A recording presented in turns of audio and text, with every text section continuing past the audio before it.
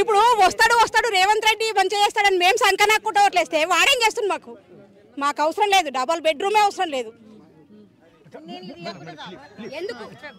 మాకు అవసరం లేదు డబల్ బెడ్రూమ్.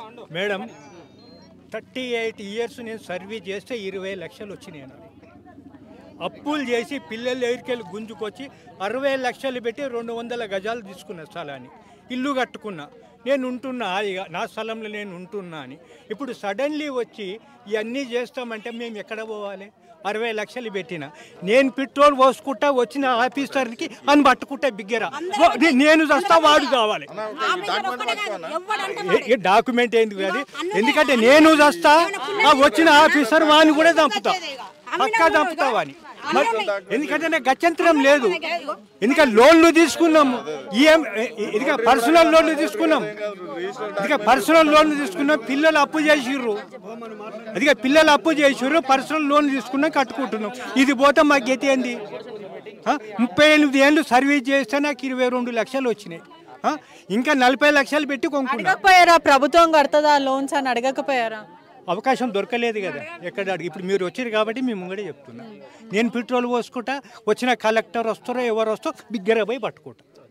నేను చేస్తా, చాలా మంది సిద్ధంగా ఉన్నాం, ఏం అభ్యంతరం లేదు. మాకు బతుకుదేరు లేనప్పుడు జమ చేసి పెట్టినారు, అందరు రూపాయి పెట్టి పైసలు కొన్నారు. ఉట్టి కొనలే జాగా పో అంటే ఉట్టి పోరు. ఎవరైనా ఏడైనా మొత్తం ఇట్లా చాలా బాధలు ఉన్నారు. ఇక్కడ ఒక టైంలో మేము వచ్చి కూల్చివేతలు మొదలు పెడితే ఏం చేస్తారు? ఆడు ఉండడు, మేము ఉండం, మొత్తంకే లేపేస్తాం. తలుచుకుంటే పెట్రోల్ జమ చేసి సాగుకు సిద్ధంగానే ఉన్నారు మేడం. అందరం సాగుకు సిద్ధంగా ఉన్నాం. తీసేమను ఇంట్లోనే ఉంటాము, మా మీదకి మొత్తం తీయమని చెప్పు. ఎందుకు తీస్తారమ్మా? మేము ఎవరు మాకేం గవర్నమెంట్ సొమ్ము ఇయ్యలేదు మాకు. మేము కూలీ మనం చూడొచ్చు అట్లా కాదు మేడం. సడన్లీ వస్తే ఏం చేస్తారని అంటున్నారు కదా. ఇందాక చెప్పాను కదా, నేను పెట్రోల్ పోసుకుంటా, అది అరే ఉండే అది నేను పెట్రోల్ పోసుకుంటా, వచ్చిన కూడా చంపుతా, నేను చేస్తా. అంటే ఎంత ఆవేదన మరియు ఆగ్రహం వ్యక్తం చేస్తున్నారు. వీళ్ళు చూడొచ్చు కూడా వీళ్ళ పరిస్థితి.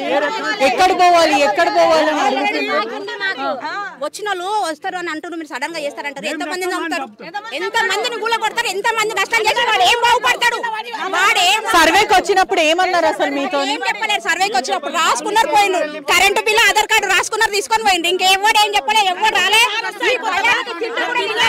ఒకసారి చూడొచ్చు కూడా, ఒక్క నిమిషం. ఇప్పుడు ప్రస్తుతం వాళ్ళు చెప్పేదంతా కూడా కాంచి ఒక్క పని చేసింది లేదు. అనుకున్న అన్ని ఆములు ఇచ్చిండు, ఆమె ఒక్క పరిపాలన చేసింది లేదు.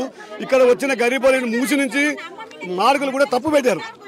ప్రభుత్వ వ్యతిరేకత మొదలైందని చెప్పొచ్చా? తప్పు చేశారు దాన్ని మార్కులు కూడా మూసి ఎంత వరకు ఉందో దానికంటే ట్రిపుల్ పెట్టారు. అక్కడ మూసి నుంచి ఇక్కడ ఎంత ఉండాలో వీళ్ళు ఇక్కడికి వెళ్ళి ఈ చివరి నుంచి వెళ్ళి పెట్టారు. అసలు యాక్చువల్గా పెట్టాలంటే మూసి సెంటర్ నుంచి అందులోకి దిగి అక్కడికి వెళ్ళి ఎంతవరకు మెజర్మెంట్ తీసుకోవాలి, ఇక్కడ వరకు ఎన్ని మీటర్లు ఇవ్వాలి, అక్కడ ఆ తరపున ఎన్ని మీటర్లు ఇవ్వాలి అది చూసుకొని కరెక్ట్ మెజర్మెంట్ చేయవలసిన మనుషులను మున్సిపల్ కౌన్సిలర్ కానీ పేద మనుషులు కానీ చేయవలసింది. ఈ రేవంత్ రెడ్డి కూడా చేయవలసిన పనులు అవి. అడ్డికి పోతే ఏడికి వెళ్తాడికి మార్కులు వేసుకోమని అయ్యే చుట్టమా అని అమ్మ జాగిరా? ఎవరి జాగిరా అంటే వాడికి కాలువ నుంచి సెంటర్కి వెళ్ళి మెజర్మెంట్ పెట్టవాను. మెజర్మెంట్ పెట్టి ఆయన మూసిలో ఎంతవరకు ఉందో అంతవరకు తీసేసుకోమను. మిగతా ఖర్చులు చేయని కానీ అయ్యేదా అని అవ్వాలంపంచే జాగల. ఇక్కడికి సెంటర్ అక్కడ ఉందో అక్కడ పెట్టవాను, ఇక్కడ మూసి సెంటర్కి వెళ్ళి ఇక్కడ పెట్టవాను. స్థానిక లీడర్ తో మాట్లాడే ప్రయత్నం చేస్తారా? సమస్య ఎంత పెద్దగా పెరుగుతుంది చేసాము, పంపించాము. మేము మున్సిపాలిటీ కూడా చెప్తే మీకు అట్లా కాదండి, వాళ్ళకి అవసరం అంతవరకు తీసుకుంటారు. ఇచ్చిన రిజిస్ట్రేషన్ ఛార్జీలు ఎంతవరకు ఉన్నాయో అంతవరకు 3 అంతలు ఇస్తారని చెప్పేసి మున్సిపల్ కమిషనర్ చెప్పారు.